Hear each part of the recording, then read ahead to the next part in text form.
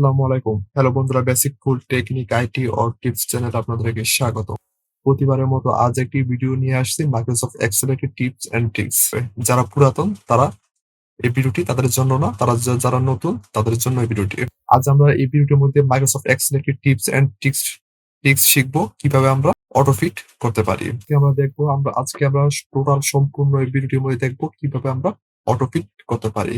দেখেন, আমাদের এখানে অনেকগুলো কলাম দেওয়া আছে। আমরা এখান থেকে আমাদের যে কলামের যে সেলস এর ভিতরে যখন আমি এখানে লিখবো, দেখেন আমি এখানে এই যে একটা কলামটা নিয়েছি, আমি এই কলামটার ভিতরে আমি এখন লিখবো। এখন দেখেন আমি লিখেছি, তারপর আমি যে সেলস এর ভিতরে যে লেখাটা আমি লিখেছি সেই লেখাটা আমাদের আই কলমে চলে গেছে। এখন যখন আমি খালি জায়গায় যখন আমি একটি ক্লিক করব অথবা যখন আমি এন্টার বাটন প্রেস করব কিবোর্ড থেকে, তখন দেখেন এইটা আমাদের ফিট হচ্ছে না। এখন এইচ এর উপর যখন মাউস দিয়ে ক্লিক করে যখন প্লাস আইকন দিয়ে যখন আমরা এতটুকু এখানে রাখবো, এখানে রাখলে দেখেন আমাদের এই লেখাটা আমাদের সেলস এর এই যে কলামের সেলস এর ভিতরে আছে, এটা হলো আমাদের অটোফিট। আমরা এইভাবে আমরা অটোফিট করতে পারি। এইচ এর উপরে যখন মাউসটা রেখে প্লাস আইকন আসলে আমরা এখান থেকে নিয়ে আমরা সেটা অটোফিট করতে পারি। এখন থাকবে আমরা যখন অটোমেটিক এন্টার বাটন প্রেস করার পর আমরা ঠিক এন্টার বাটন প্রেস করার পর অথবা খালি জায়গায় যখন আমি মাউস দিয়ে একটি ক্লিক করব, ক্লিক করার পর আমাদের যে লেখাটা আছে সেলস এর ভিতরে সেটা আমাদের অটোমেটিক অটোফিট হয়ে যাবে। আজকে আমরা সম্পূর্ণ ভিডিওটির মধ্যে দেখবো আমরা এই কাজটা। চলুন ভিডিওটি শুরু করা যাক। দেখেন, আমাদের প্রথমে মাইক্রোসফট এক্সেল ওপেন করতে হবে। এখানে নিচে লেখা আছে শীট 1। আমাদেরকে শীট 1 এ মাউসটা রেখে মাউসের রাইট বাটন ক্লিক করতে হবে। অনেকগুলো অপশন চলে আসছে।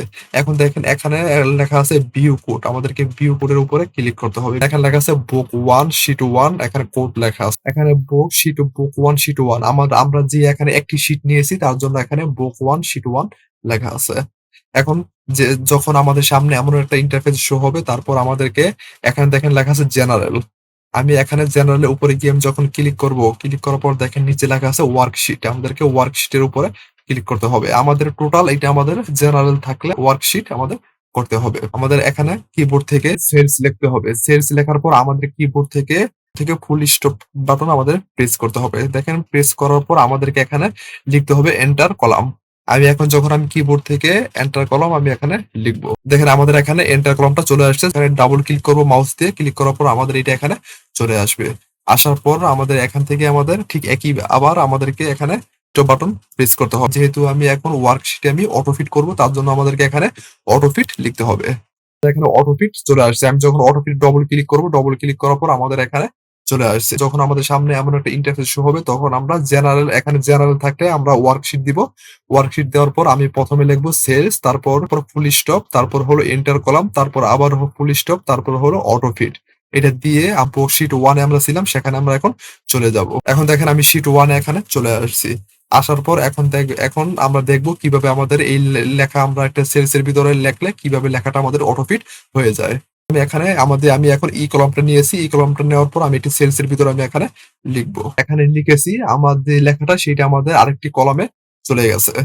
এখন আমি যখন কিবোর্ড থেকে এন্টার বাটন প্রেস করব, এন্টার বাটন প্রেস করার পর সাথে সাথে একটি কলামের ভিতরে আমাদের এই লেখাটা আমাদের অটোফিট হয়ে গেছে। যখন আমি আরেকটি সেলস এর ভিতরে লিখবো, দেখেন আমি এখানে অ্যাপ কলামটা নিয়ে আমি এই সেলস এর ভিতরে আমি এখানে লিখবো।